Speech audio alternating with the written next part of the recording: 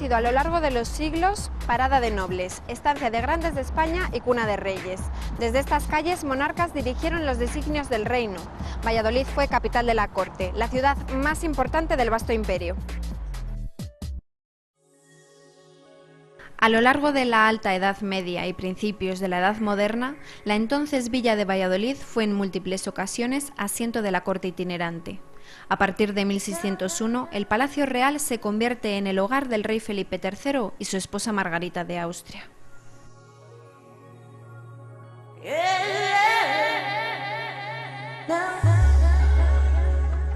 Bueno, pues en la ruta del Valladolid de la corte, pues sobre todo la mayor importancia es en el entorno de San Pablo, así como los dos palacios reales y todos los palacios donde se asentaron las familias nobles que vinieron siguiendo a la corte en Valladolid durante sus dos estancias, una primera estancia mucho más larga de casi 2 siglos y una segunda estancia de la corte con el rey Felipe III entre los años 1601 hasta el año 1606. Destacar que bueno, el cambio de la ciudad fue magnífico porque la estancia de la corte hizo que todo el comercio se revitalizase y se creasen muchos palacios nobles. Tenemos el Palacio de Pimentel, donde nació Felipe II, lo que es hoy en día el edificio militar que se convirtió en Palacio Real con Felipe III y con su mujer Margarita de Austria, y donde nacería Felipe IV. Y destacar pues zonas palaciegas así como iglesias donde fueron enterrados aquellos nobles de la época, como por ejemplo Fabio Nelli, o por ejemplo todo lo que hizo revitalizar también el entorno religioso de la zona, como es el entorno en el que estamos ahora.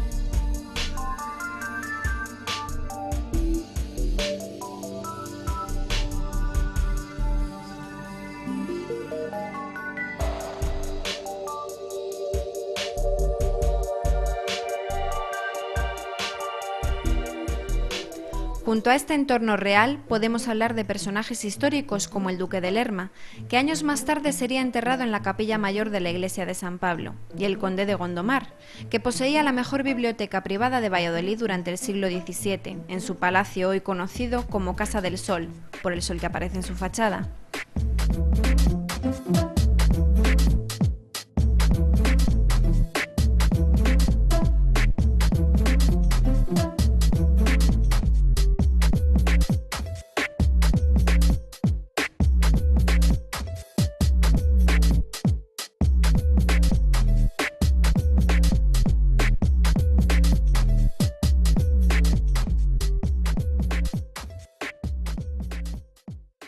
El Palacio de los Condes de Benavente, donde hoy se ubica la biblioteca pública y en donde nacería la primogénita de Felipe III, Ana Mauricia de Austria, sufrió grandes cambios debido a dos grandes incendios acaecidos en la ciudad.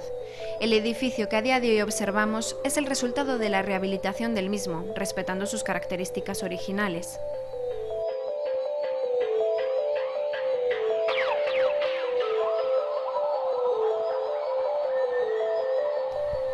La ciudad, cuya población se duplicó en esos 6 años, cambió su fisionomía con el fin de agradar a la corte, creándose zonas de paseo como el Espolón Viejo y el Nuevo. Si seguimos el camino desde el Palacio de los Condes de Benavente hacia la Plaza Mayor, nos encontramos con el antiguo convento de San Agustín, actual archivo municipal. Este tipo de construcciones religiosas sirvieron en aquellos años como lugar de enterramiento de grandes nobles y como espacio de ceremonias, como las luminarias que se hicieron en la iglesia de San Benito para celebrar el nacimiento de Felipe IV, durante las cuales el pórtico perdió sus dos cuerpos superiores.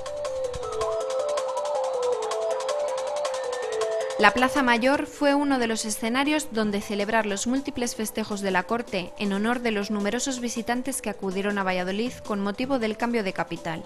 Por Valladolid pasaron personalidades como Lord Charles Howard of Effingham, como embajador de Inglaterra, y como Pedro Pablo Rubens, embajador del duque de Mantua.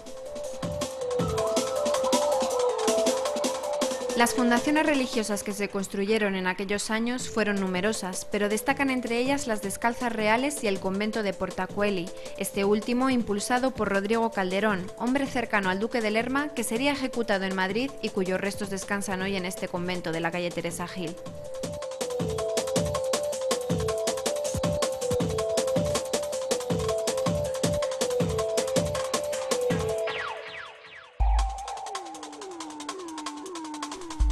Cabe destacar que durante estos años numerosos artistas como Gregorio Fernández, cuyas tallas se conservan en los monasterios y conventos de la ciudad, Miguel de Cervantes o el portugués Tomé Piñeiro da Veiga, autor de La Fastiguinha, fueron vecinos de Valladolid.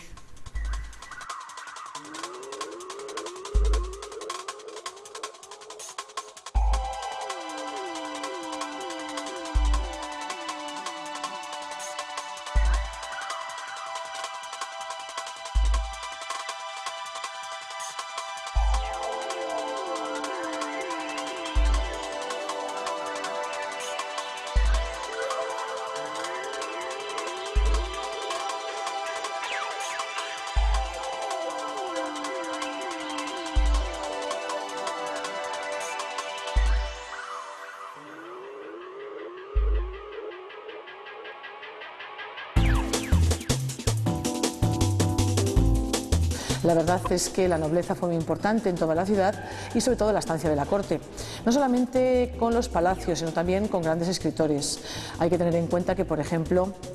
vino un gran escritor, Miguel de Cervantes, al que hemos hecho referencia antes, y se estableció en Valladolid con el asentamiento de nuevo de la corte desde la Villa de Madrid. La verdad que se conserva su casa y además también destacar que bueno, es un entorno que tiene mucho que ver no solamente con escritores, sino también con todos los gremios de la ciudad. Por eso todo el entorno de esa zona, al revitalizarse el comercio, se revitalizó la zona de las antiguas industrias, la calle Guadamacileros, la calle Especería, la calle Peterías, la calle de los Tintes, al lado de la Plaza Mayor y en el entorno de la Catedral.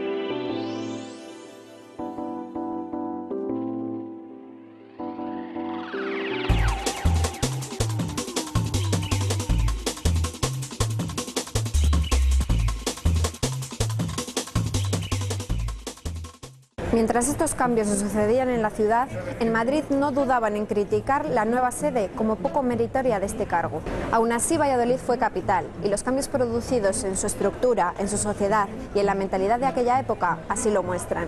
Restos del pasado que hoy hacen ver en sus calles que Valladolid tuvo su época de esplendor.